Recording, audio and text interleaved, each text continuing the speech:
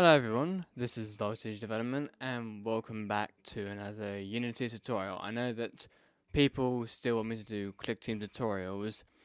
I don't think I'm going to do them, so if you guys want me to still do click team fusion tutorials, you might have to look elsewhere because I'm basically moving on with Unity and maybe Unreal Engine because I I might make click team tutorials. Let's just say how to make an RPG game or something like that. I don't want to focus on Five Nights at Freddy's stuff because I am not a fan of Five Nights at Freddy's anymore. So welcome back to another Unity video tutorial, and because in the last video about me welcoming you to Unity, I was having a little bit of trouble with animation, so I guess in this video I'm gonna teach you how to do animation.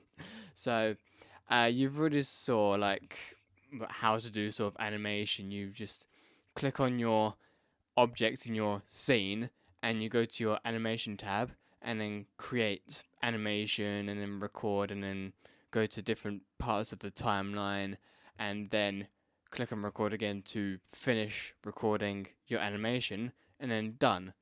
But let's just go ahead and play the game. I think it's faster this time maybe because I'm using I've made sure that the recorder is sort of lower in priority maybe. I'm not entirely sure. I think it still takes a while though. So as you can see, the bottom cube did not move at all. Now, last time I did not know why, but now I do. So, what the problem was is on our cube, we have an animator component. Now, as I've told you last time, I'm not fluent with animator. So what we can do is we can right click on the animator and remove component. So now the cube won't do anything because we don't have any animator on there. But now let's go to add component, and now let's just type in anim, and we've got animation. So now we've got this.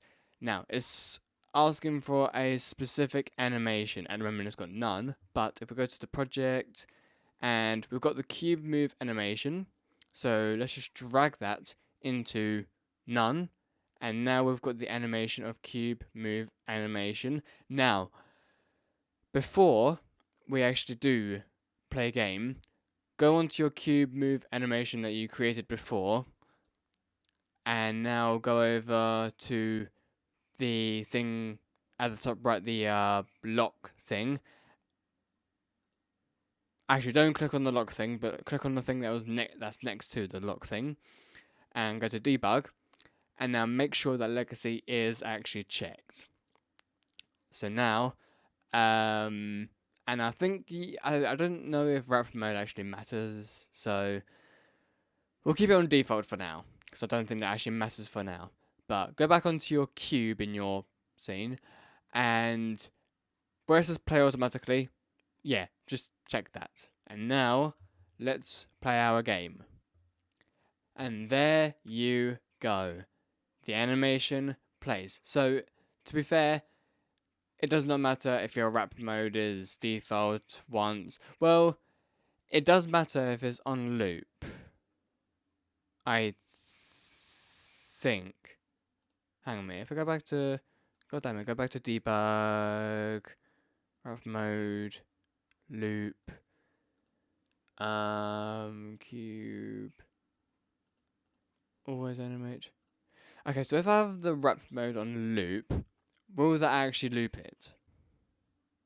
Aha! As you can see, so the wrap mode does take place, does actually matter. So I'm thinking that the default is basically once, because if we put on once, the animation will happen only once, and if it's on default, it's technically still once. But I'm not sure what clamp forever or ping pong is, so we'll just leave it at that. But yeah, looping is when it's constantly animating over and over and over again. So we'll put it as default, but because this is an animation tutorial, I'm going to basically show you how to do animation all over again. So let's just get rid of that component. Now, because this cube on top has a rigid body, and I told you last time that a rigid body is Unity's way of saying physics. So, what we can do, what we can do is, I guess what we could do is, let's just get rid of this cube move animation in our assets, and let's create another animation for the cube.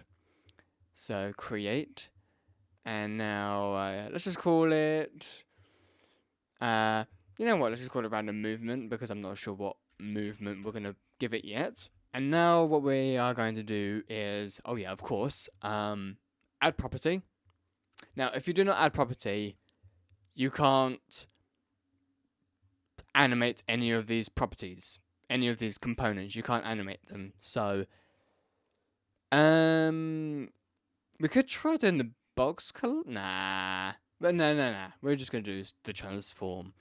Let's do scale. Yeah, let's do scale. I like that. So we've got the scale now. So now when we get to, oh yeah, I need to actually press on the record button, the red one. And now let's just go over to 30. Or should we go over to, yeah, you know what? Let's just go over to this one, which is at basically 60 frames. And now, ladies and gentlemen, we're going to set the X scale to, let's say, 5. Then we're going to set the Y scale to 5. Then we're going to set the Z scale to 5. Okay, you know what? I'm going to put to 3. 3, 3, 3. There we go. So now, there we go. So that is now all been animated. Now, let's make sure that we click on the red button again so that it finishes the recording, or finishes the animation in Unity's terms. And now, because we've just recorded an animation for the cube, it's automatically given us an animator, and I did not know that it was unchecked. I thought it was checked. Okay, never mind. Let's just get rid of this animator, and now, let's add in back our animation component, and now bring in the random movements that we just created into the none. And now, make sure that you have play automatically checked so that when the game runs, it plays automatically. But if you actually want to play it in a script, then I will teach you that afterwards. So, let's play the game now. Oh yes, I completely forgot. This is bad on my end. So, if you guys remembered to go to your... I'm going away right on. Don't know why that just popped up. That was random. Anyway, when you go into your random movement animation, go into debug. I forgot to do that. And then click on legacy. Check legacy. I don't know. I'm not entirely sure why I forgot to do that. I am just not used to doing tutorials again. So now, it will work, man. Oh my god. That scared me. That... You know what, let's just play that again. I don't even know why that scared me. Oh my god. Right. Come on, game, just play it. Okay, didn't scare me the second time. I'm not entirely sure why that scared me. It's like when you create something and like it's so scary that I have no idea.